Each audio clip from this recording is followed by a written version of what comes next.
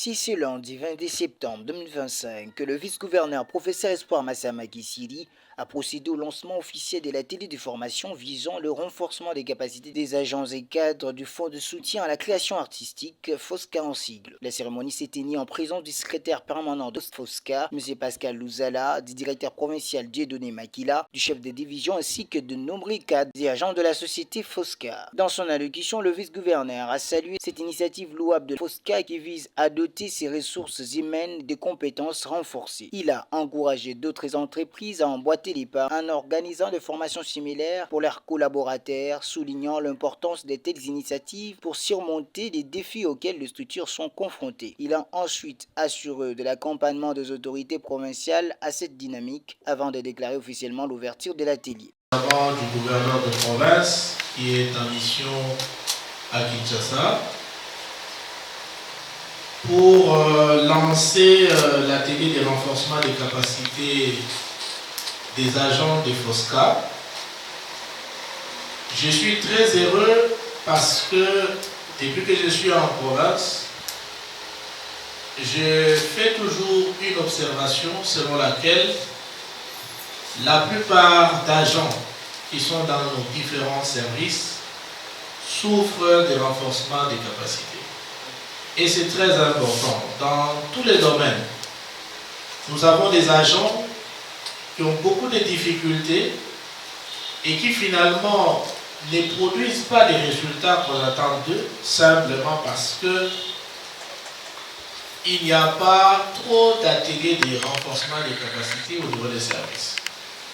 Et c'est pour cette raison que lorsque j'ai reçu le secrétaire permanent du FOSCA et qu'il m'a dit qu'il était en séjour chez nous pour un atelier de renforcement des capacités et qu'il a sollicité que je rehausse de ma présence pour venir lancer cet atelier, je n'ai pas hésité un seul instant. Et si je suis venu, c'est justement pour encourager de telles initiatives et souhaiter que ça s'étende dans d'autres services. Parce que les desiderata, il y en a dans tous les autres services. Dans une interview accordée à la presse, le secrétaire permanent de la FOSCA, M. Pascal Louzala, a rappelé que le fonds de soutien à la création artistique a été mis en place dans l'objectif d'accompagner directement les artistes en mettant à leur disposition toutes les ressources nécessaires à leur épanouissement.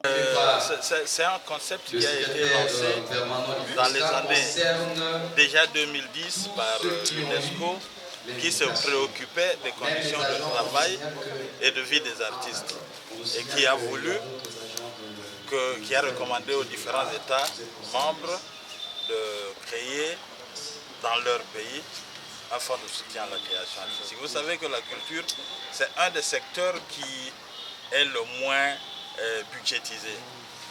Et il fallait, au niveau des différents services, de différents États, de créer un fonds de soutien à la création artistique, pas forcément pour apporter de l'argent.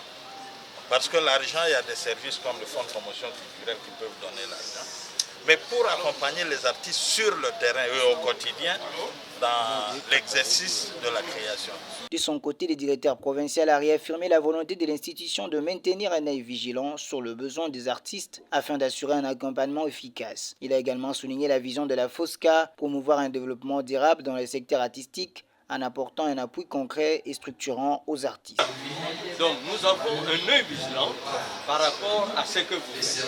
La cérémonie s'est clôturée par une photo de famille, immortalisant ce moment fort de lancement de l'atelier de renforcement des capacités.